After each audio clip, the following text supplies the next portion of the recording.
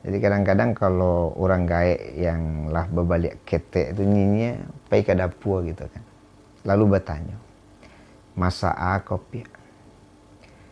Ya jawab dia nak gulai ayam mak. Hanya bekok keluar tuh. Sebetulnya masuk balik. Itu je tanya baru. Masak kopi?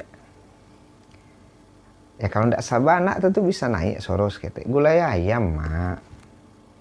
Hanya keluar tuh. Aku masuk balik. Itu je tanya baru balik. Masak kopi? Nah kalau tidak sabar anak, tentu bisa tinggi suaranya daripada suara orang tuanya, atau bahkan ya bisa membentak, yang menghardik orang tua.